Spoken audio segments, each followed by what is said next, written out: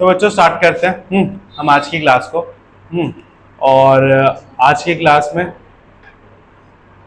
हम आगे स्टार्ट करने वाले हैं। ठीक है, जहाँ तक हमने पढ़ लिया था उसके आगे करेंगे।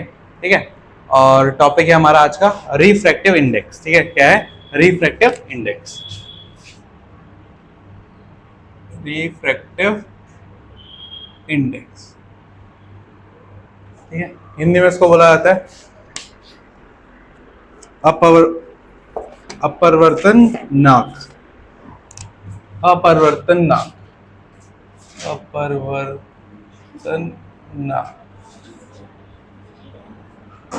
ठीक है। तो समझिए क्या होता है, समझाऊं?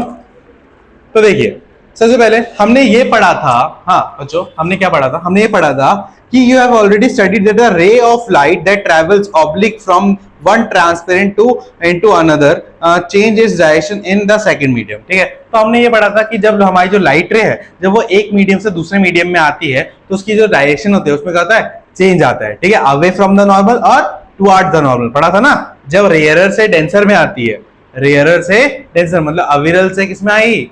घन में आएगी। किसमें आएगी? घन में आएगी, सघन में आएगी। तो क्या होगा? वो नॉर्मल से क्या आएगी? पास आएगी। क्या आएगी? नॉर्मल के पास आएगी। ठीक है, और जब वो क्या करेगी? डेंसर से रेयर में जाएगी, मतलब सघन से विरल में जाएगी, तो क्या होगा? वो अवे फ्रॉम द नॉर्मल। ठीक है, नॉर्मल से क्या आएगी? दूर। तो ये क्या हो रहा है? डायरेक्शन में चेंज हो रहा है। क्या हो रहा है बच्चे? डायरेक्शन में चेंज हो रहा है। गेट बंद करके आना होता है ना पूरा। ठीक है, पूरा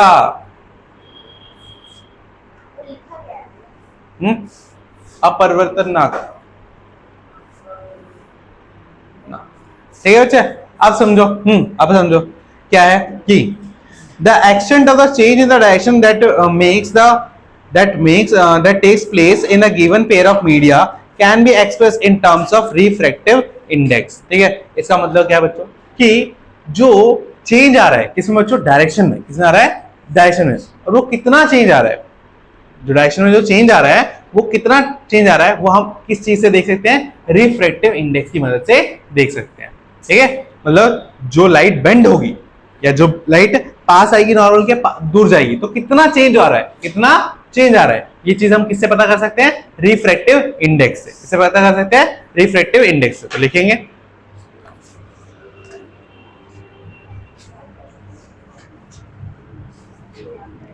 the extent of the change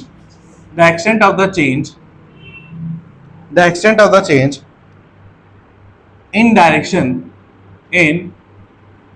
that takes place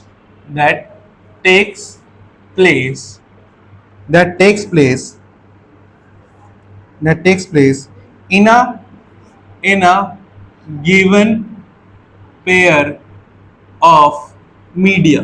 media का मतलब बच्चों, मीडिया जो होता है वो कहता है प्लूरल फॉर्म है किसकी? मीडियम की। किसकी? मीडियम की। ठीक है, तो इसलिए क्या बोला गया? मीडिया। क्या बोला गया? मीडिया। ठीक है, तो media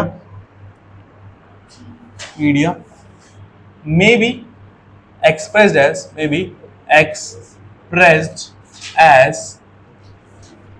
as in terms of refractive index। in terms of refractive index। ठीक है बच्चों,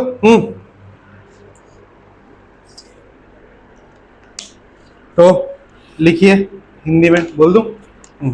तो हिंदी में लिखिए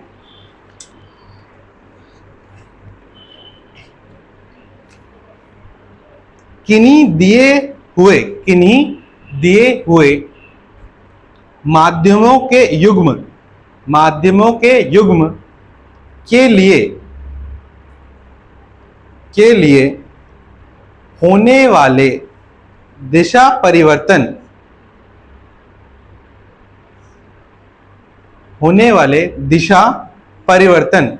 के विस्तार को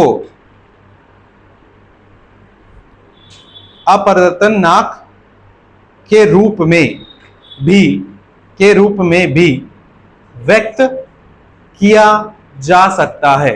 के रूप में भी व्यक्त किया जा सकता है बच्चों।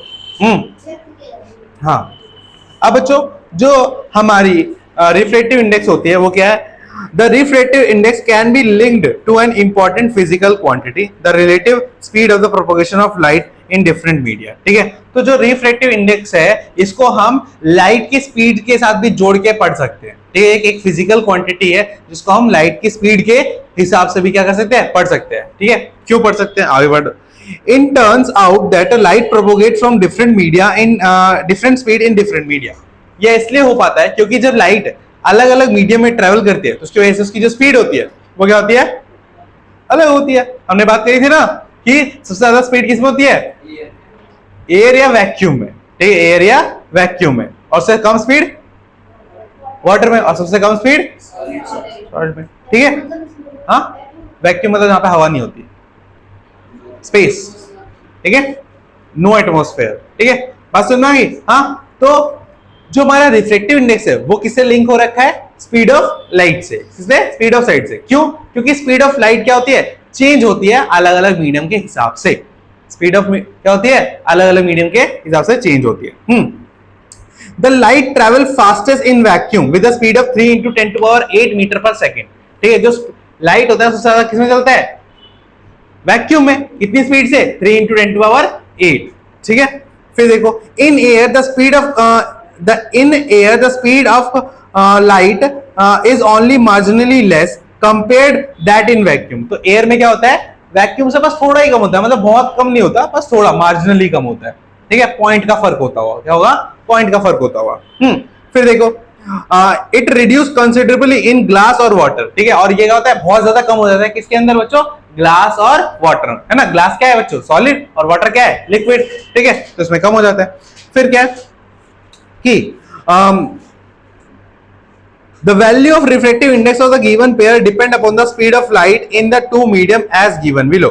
तो जो वैल्यू होती है रिफ्रैक्टिव इंडेक्स की, the value of refractive index depends upon the बच्चों किस पे? Depends upon the speed of light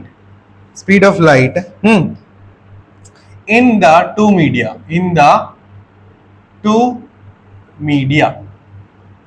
तो बोलो भैया आप बार बार दो मीडियम की बात क्यों कर रहे हो? लाइट दो से ज्यादा मीडियम में ट्रैवल नहीं कर सकती, बट कर सकते हैं। बट एक इंस्टेंस पे, मतलब एक पॉइंट पे, वो तो दो ही पे कर सकते हैं ना। या तो डेंसर से रेयर या रेयर से डेंसर, इसके अलावा तो नहीं हो सकता ना। अगर रेयर में ट्रैवल करो तो उसमें तो कोई पार्टीशन नहीं होगा ना। रेयर तो रेयर होगा या डेंसर तो डेंसर होगा। ठीक है बच्चों? हाँ, लिक्विड में भी तो क्या है? उसमें तो सेम ही मीडियम है। ऐसा क्या है कहीं पे लिक्विड गाढ़ा है, कहीं पे लिक्विड हुआ है कम है? लिक्विड तो लिक्विड है। ठीक है, हाँ, हो सकता है कहीं पे, बट फिर वो दो मीडियम हो गया ना। फिर दो मीडियम हो गया, मीडियम वन, एक रेयर एक डेंसर। उसमें भी तो रेयर डेंसर हो गया। जो कम गाढ़ा होगा वो रेयर होगा, जो ज्यादा गाढ़ा होगा क्या होगा? डेंसर होगा। ठीक है, बात समझ में आई? हाँ, तो लिखोगे इसको, बोल दूं? लिखो, दो माध्यमों के युग्म के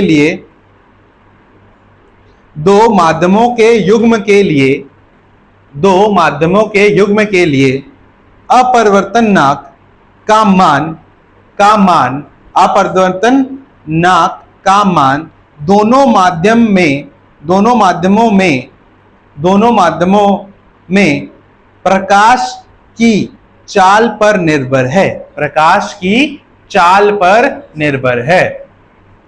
ठीक है, बात समझ में आ गई? फिर देखो, अब कंसीडर करते हैं एक एग्जांपल। ठीक है, तो ये ग्लास स्लैब है। ठीक है, इस पे कोई लाइट आ रही है। ये क्या है बच्चों? नॉर्मल है। तो ये क्या है बच्चों? बाहर एयर, अंदर क्या है? ग्लास, हवा, और ये कांच। हाँ हाँ, पूरा कांच है। ठीक है, तो अब ये क्या होगा? टुवर्ड्स क्या रहेगा? नॉर्मल, है ना। तो अब ध्यान से देखो बच्चों, ये क्या है हमारा? ये आई है, और ये क्या है? ठीक है, angle of incidence, angle of refraction. हाँ,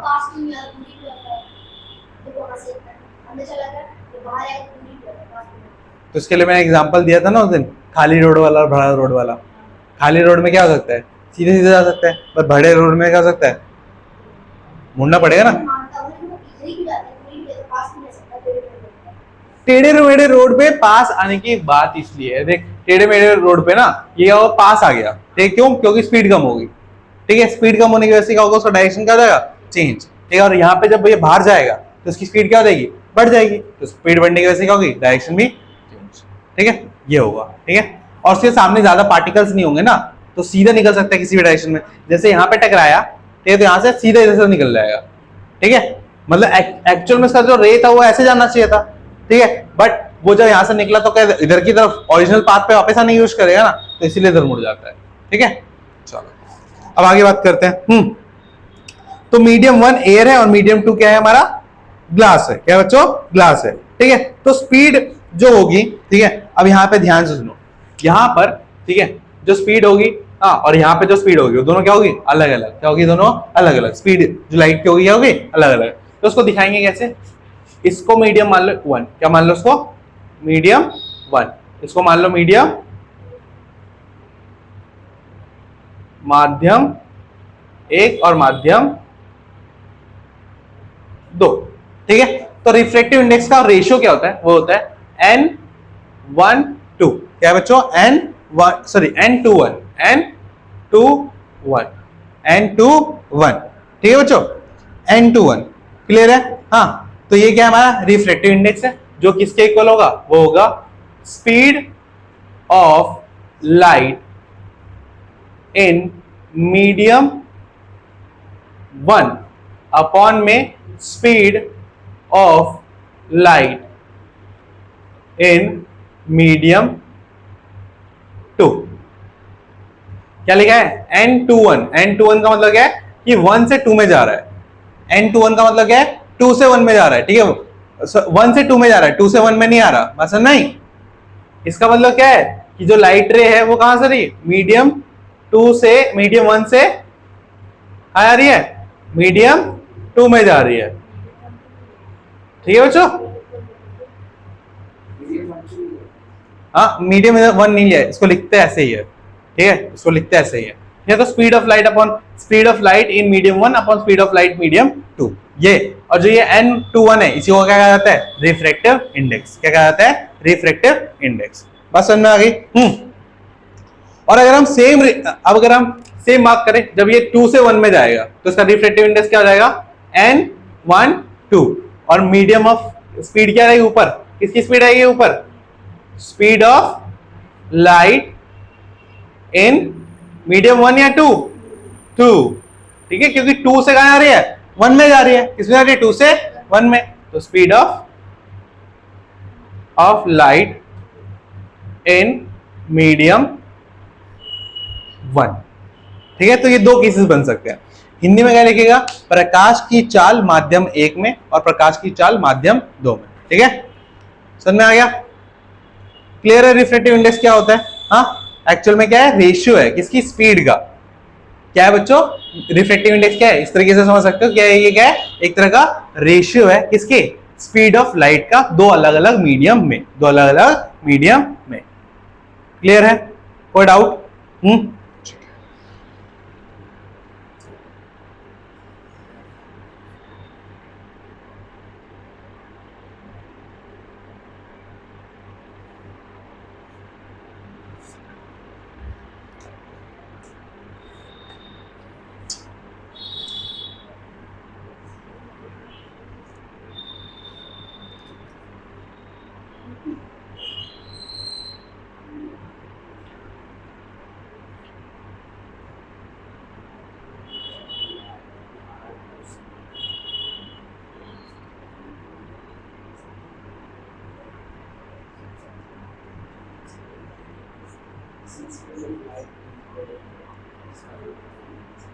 अब बच्चों देखो, अब आपके पास इधर वाली बुक में क्या दे रखा है, आपको कुछ रिफ्रैक्टिव इंडेक्सेस दे रखा है ना। याद करने की जरूरत नहीं है, क्योंकि क्वेश्चन अगर आया कभी तो इनके बेस्ड ही आएगा, मतलब इनके वैल्यूज लिख के देगा आपको, ठीक है, समझ में आई यहाँ पे। तो देखो क्या हुआ, अब ध्यान सुनना और इनसे कंक्लूजन निकालने की कोशिश करते हैं, ठीक है। कुछ तो एयर का जो रिफ्रैक्टिव इंडेक्स होता है वो होता है 1.003, ठीक है। आइस का होता है 1.31, वाटर का होता है 1.33। अब रिफ्रैक्टिव इंडेक्स का ज्यादा होना या कम होना किस बात को शो करता है, ठीक है, किस बात को शो करता है, ठीक है। देखो क्या बोल रहा है, the refractive index of several medium are given in the table, तो टेबल में दे रखा है, ठीक है। जैसे कि the refractive index of water is 1.33, water का रिफ्रैक्टिव इंडेक्स क्या है 1.33, ठीक है। This means the ratio of light in air and speed of light in water is equals to 33, ठीक है। तो यहां पर जो रिफ्रैक्टिव इंडेक्स दे रखे हैं वो कैसे दे रखे हैं बच्चों, वो इस फॉर्मूले के अकॉर्डिंग दे रखे हैं, एनएम का मतलब क्या होता है बच्चों, speed of light in air, air की स्पीड ली गई है, और speed of light in medium, बात समझ में, इन मीडियम। तो अगर हम यहां पे अगर बोल रहे हैं एन डब्ल्यू, क्या बोल रहा है एन डब्ल्यू, इसका मतलब क्या है, ये रिफ्रैक्टिव इंडेक्स ऑफ क्या है, रिफ्रैक्टिव इंडेक्स ऑफ वाटर है, जो कि किसके इक्वल होगा बच्चों, जो कि इक्वल होगा speed of light in air upon में speed of light in water, है ना, बस नहीं। अगर एन डब्ल्यू है तो उसका मतलब क्या है, speed of light in air और वाटर।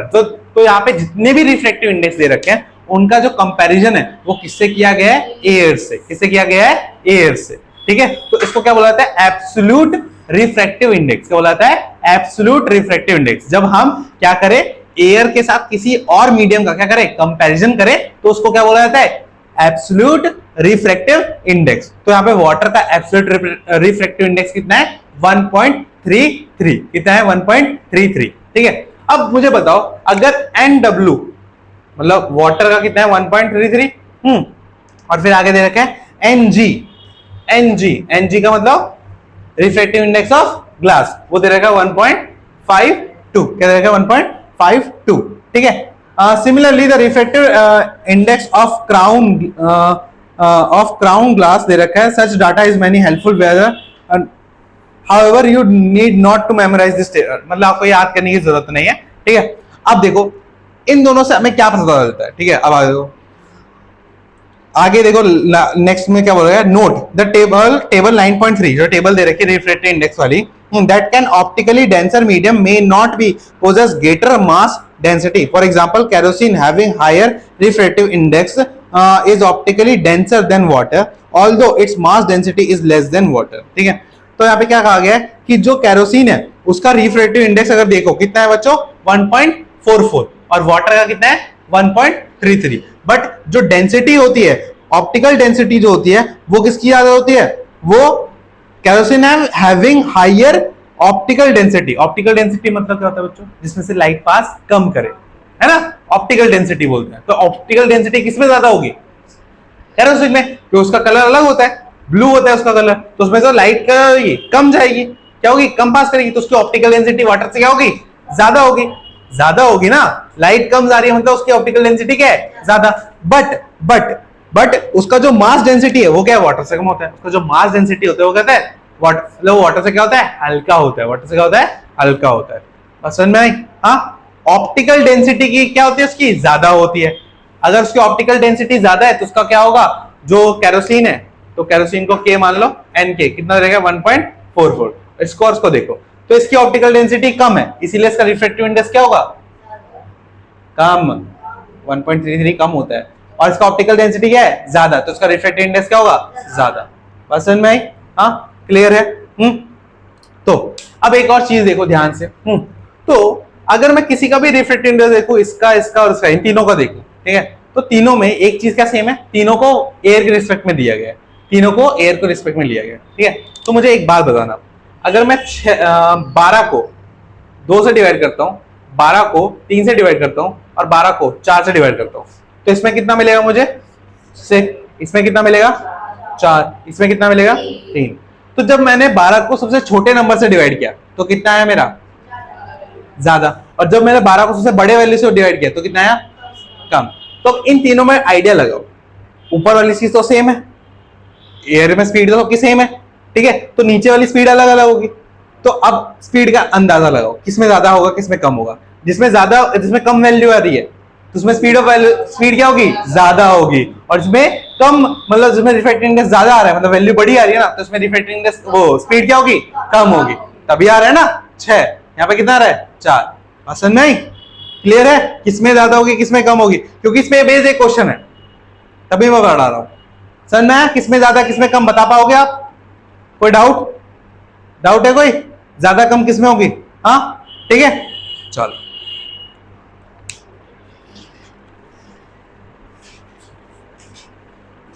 अब देखो यहाँ पे एक मोर टू नो जो लिखा है उसमें एक चीज पढ़ते हैं।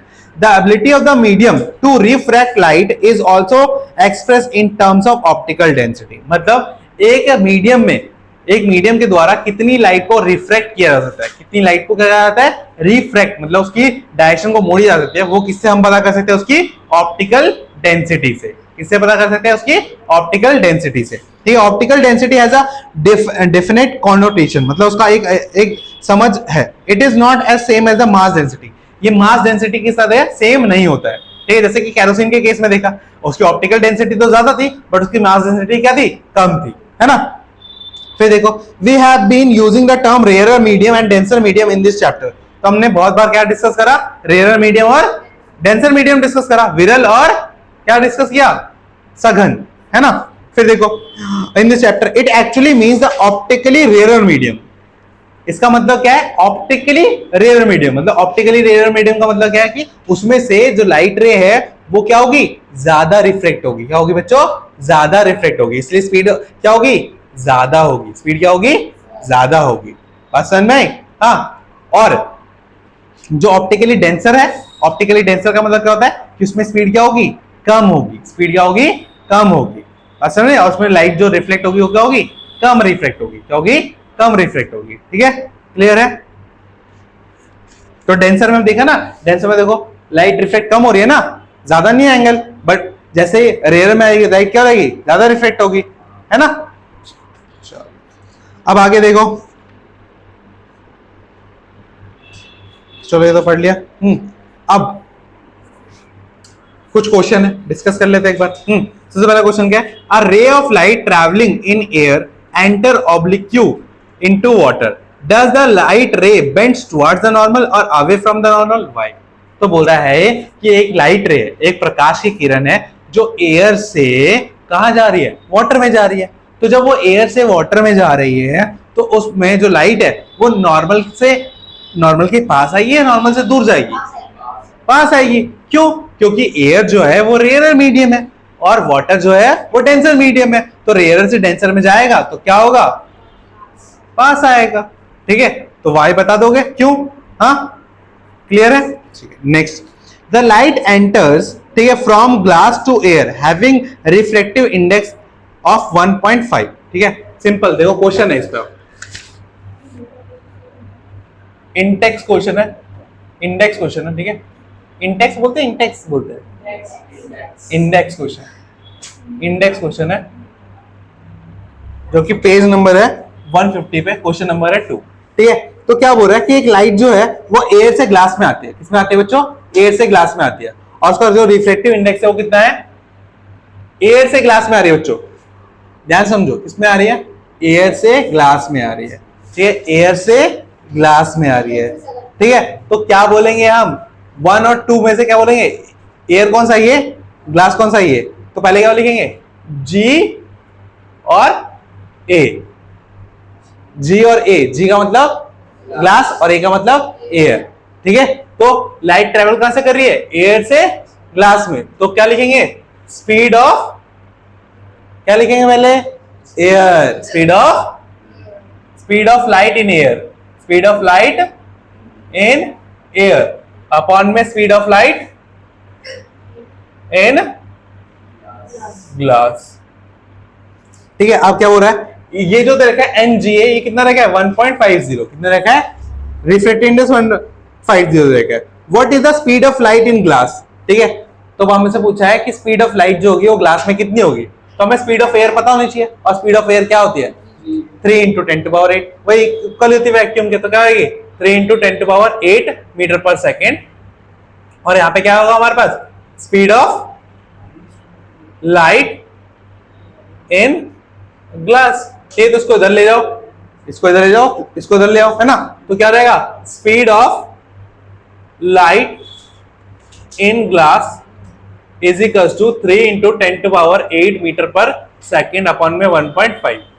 ठीक है, 1.5 1.50 का मतलब 1.5, तो 1.5 से कट जाएगा 2 बार में, तो स्पीड कितनी आएगी 2 × 10⁸ मीटर पर सेकेंड। तो ग्लास के अंदर स्पीड कितनी होगी लाइट की 2 × 10⁸ मीटर पर सेकेंड। कोई डाउट? कोई डाउट? पक्का? क्या समझा उसमें?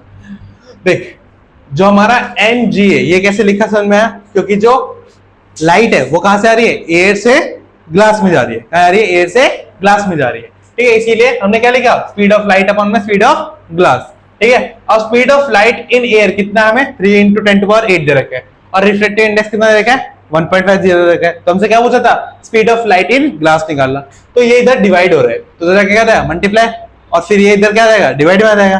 ठीक है, तो क्या रहेगा इनकी जगह चेंज होगी, तो स्पीड ऑफ लाइट क्या रहेगा 3 × 10⁸ मीटर पर सेकेंड अपॉन में 1.5, तो 1.5 से 3 कटा 2 बार में, तो 2 × 10⁸ मीटर पर सेकेंड। हाँ हाँ,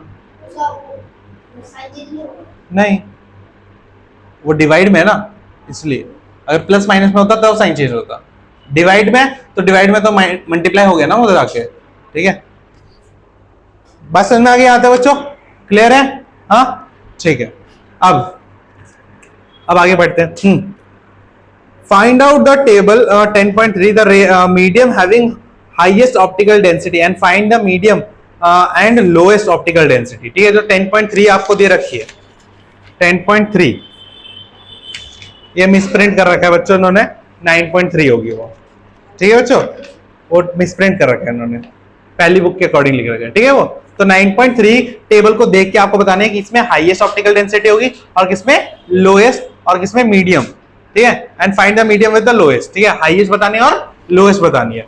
ठीक है, तो हाईएस्ट और लोएस्ट हम कैसे बता सकते हैं बच्चों, अभी मैंने क्या बताया था, जिसकी रिफ्रैक्टिव इंडेक्स की वैल्यू ज्यादा होगी वो क्या होगी, क्या कम होगी, ऑप्टिकल डेंसिटी क्या होगी उसकी ज्यादा होगी। देखो हाँ फिर से बता रहा हूं, देखो अभी हमने एक केस डिस्कस करा था ना केरोसिन वाला, तो क्या होता, optically denser medium may not possess greater mass density, for example kerosene has a higher refractive index is optically denser than water. तो यहाँ पे क्या बोला गया कि जो हमारा ये था क्या केरोसिन था, इसका क्या है रिफ्रैक्टिव इंडेक्स ज्यादा है, और ये क्या है वाटर से ज्यादा क्या है ऑप्टिकली डेंसर है, क्या ऑप्टिकली डेंसर है। तो जैसे जैसे हमारी रिफ्रैक्टिव इंडेक्स बढ़ती जाती है वैसे वैसे हमारी ऑप्टिकली डेंसिटी क्या होती है बढ़ती जाती है।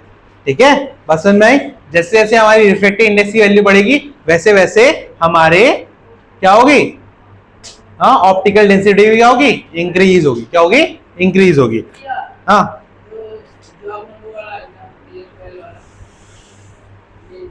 हाँ हाँ, ये तो स्पीड निकालने के लिए, स्पीड की बात करने के लिए। ठीक है, बस नहीं। अब देखो मैंने अभी क्या बोला, फिर से बताता हूं कि अगर मेरा रिफ्रैक्टिव इंडेक्स अगर ज्यादा होगा, ठीक है, तो इसकी वजह से क्या होगा बच्चों, मेरा ऑप्टिकल डेंसिटी क्या होगी, वो भी क्या होगी ज्यादा होगी। तो मुझे 9.3 जो है टेबल उसमें से देख के बताओ कि सबसे ज्यादा किसकी है,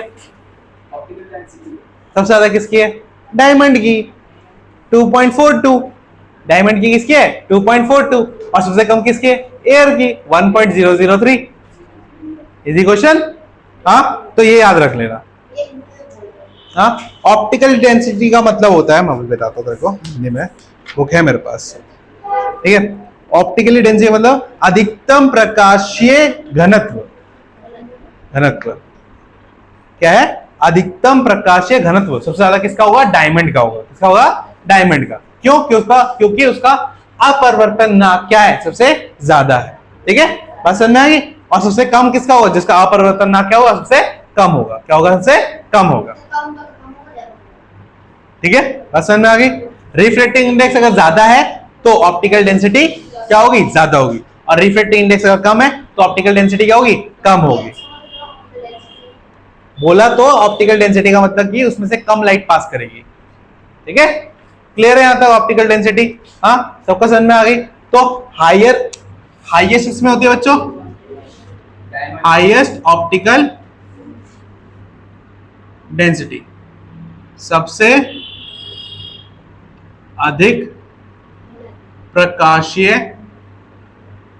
क्या घनत्व किसमें होती है, डायमंड में होती है। और याद रख लो उसका कितना होता है, 2.42 होता है। और लोएस्ट किसमें होता है, लोएस्ट ऑप्टिकल डेंसिटी किसमें होता है बच्चों, सबसे कम। लिख लेगा, कितना होता है एयर में, कितना होता है 1.003 ऑप्टिकल डेंसिटी। वही तो चीज है, उसका मतलब है हिंदी में प्रकाशीय घनत्व। ठीक है, मतलब जिसमें लाइट क्या हो, कम पास हो। ठीक है, लाइट क्या हो, कम पास, उसको बोलते हैं ऑप्टिकल डेंसिटी। ठीक है, ऑप्टिकली डेंसर वर्ड जो है वहीं से निकला है। ठीक है बच्चों, समझ में आ गया, क्लियर है। ठीक है, लास्ट क्वेश्चन क्या, नहीं अब लास्ट नहीं, नेक्स्ट क्वेश्चन बोला केरोसिन, टर्पिन और वाटर में से किसमें लाइट की स्पीड जो होगी वो फास्टेस्ट होगी। ध्यान से सुनो, क्या बोल रहा है, केरोसिन, केरोसिन। ठीक है, और क्या है बच्चों, टर्पेंटाइन, टर्पेंटाइन, टर्पेंटाइन। इसी क्वेश्चन के लिए मैंने ये समझा था। ठीक है, और वाटर। तो भाई इसका रिफ्रैक्टिव इंडेक्स कितना होता है, 1.44, इसका होता है 1.33। टर्पेंटाइन का कितना होता है बच्चों, बताने वाला को 1. ठीक है, अब इस वाले लॉजिक पे वापस आते हैं। ठीक है, इस वाले लॉजिक पे वापस आते हैं। सबसे ज्यादा वैल्यू है तो इसका मतलब कि यहाँ पे स्पीड क्या होगी, सबसे ज्यादा वैल्यू है तो यहाँ पे स्पीड क्या होगी, सबसे कम। क्या होगी, सबसे कम। और अगर सबसे कम वैल्यू है तो यहाँ पे स्पीड क्या होगी, तो किसमें स्पीड सबसे ज्यादा होगी, वाटर में। फिर वाटर से कम किसमें होगी, केरोसिन में। फिर केरोसिन से कम किसमें होगी, टर्पेंटाइन में। टर्पेंटाइन ही कहता हूं मैं भाई, टारपीन का तेल, टारपीन का तेल। ठीक है, बात समझ में आ गया, क्लियर है।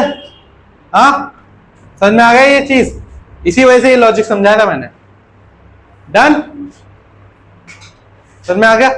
रिफ्रैक्टिव इंडेक्स क्लियर है एकदम, पक्की बात 100%। क्या क्या क्लियर है, बताओ मुझे, आज क्लियर करके जाएंगे रिफ्रैक्टिव इंडेक्स। जब तक क्लियर नहीं होगा तब तक छुट्टी नहीं होगी। बताओ क्या नहीं है सर। रिफ्रैक्टिव इंडेक्स का सिंपली अगर हम समझना चाहें तो ये समझ सकते हैं कि जब लाइट एक मीडियम से दूसरे मीडियम में आती है तो उसके अंदर जो चेंज हो रहा होता है, उसकी जो स्पीड में चेंज हो रहा है, उसी को कौन दिखाता है, रिफ्रैक्टिव इंडेक्स दिखाता है। बस सिंपल सी बात है। ठीक है, चेंज इन स्पीड को दिखाता है और चेंज इन डायरेक्शन को दिखाता है। कौन दिखाता है, रिफ्रैक्टिव इंडेक्स दिखाता है। ठीक है, बस नहीं, अगर रिफ्रैक्टिव इंडेक्स ज्यादा होगा तो ऑप्टिकली डेंसर होगा, अगर रिफ्रैक्टिव इंडेक्स कम होगा तो ऑप्टिकली रेयरर होगा, है ना। और अगर किसी के ऑप्टिकल डेंसिटी ज्यादा है, मतलब अगर किसी का रिफ्रैक्टिव इंडेक्स ज्यादा है तो उसमें स्पीड क्या होगी, कम होगी। और अगर किसी की रिफ्रैक्टिव इंडेक्स कम है, उसका वहां पे स्पीड क्या होगी, ज्यादा होगी। क्लियर है। हाँ, लास्ट क्वेश्चन पे आते हैं। तो बताओ, अगर डायमंड की जो रिफ्रैक्टिव इंडेक्स है वो 4.2 है, इसका मतलब क्या है कि वो क्या है, ऑप्टिकली बहुत ज्यादा डेंसर है ना। बस क्लियर, खत्म। उसमें स्पीड क्या होगी, कम होगी। Very good, 2.42। हाँ, 2 पॉइंट क्या है, मैंने कितना लिखा है, क्या क्लियर है यहां तक बच्चों। हाँ, पक्का, ठीक है। तो रिफ्रैक्टिव इंडेक्स हमारा कॉन्सेप्ट खत्म होता है। हाँ, ठीक है, नोट डाउन कर लो यहां तक। नोट डाउन करा यहाँ तक। तो बच्चों, तो आज के लिए इतना ही रहने देते हैं। रिफ्रैक्टेड इंडेक्स का कॉन्सेप्ट, ठीक है, इसको थोड़ा प्रोसेस करो अच्छे से, ठीक है, समझो, क्योंकि इस पे क्वेश्चन आ जाता है, ठीक है, पेपर में 1-2 क्वेश्चन, ठीक है, क्वेश्चन करवा दिए, ठीक है। आपका काम क्या है आज का, कि बैक एक्सरसाइज में जितने क्वेश्चन है रिफ्रैक्टेड इंडेक्स वाले बता दूं कौन कौन से, कर लोगे, करते हो, बात मानते हो मेरी? इट डोंट सीम्स लाइक क्या बात मानते हो मेरी, ठीक है बच्चों। तो क्वेश्चन है आपका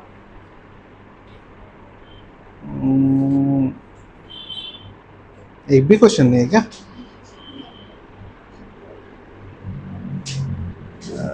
चलो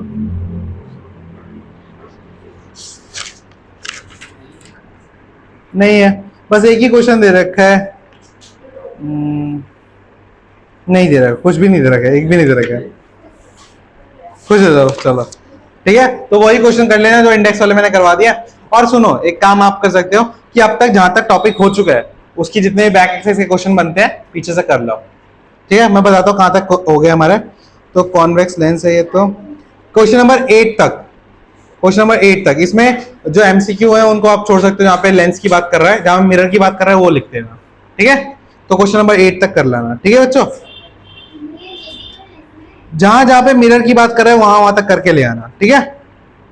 समझ में आ गया? हाँ, जहां जहां तक मिरर की बात हो रही है, जैसे प्लेन मिरर का मैग्निफिकेशन +1 है, इसका मतलब क्या है बच्चों? क्योंकि प्लेन मिरर में कैसी इमेज बनेगी? वर्चुअल और इरेक्ट, और +1 है मतलब सेम साइज की बनेगी, सेम डिस्टेंस पे बनेगी, सेम हाइट की बनेगी। खत्म क्वेश्चन, इतना पूछा था, ठीक है बच्चों, समझ में आ गया? हाँ, तो सारे के सारे क्वेश्चन कर लेना जितने भी अब तक हमारा टॉपिक हो चुका है उसमें, ठीक है, क्लियर है बच्चों? तो आज की क्लास में खत्म करते हैं, मिलते हैं नेक्स्ट क्लास में, तब तक के लिए बाय बाय।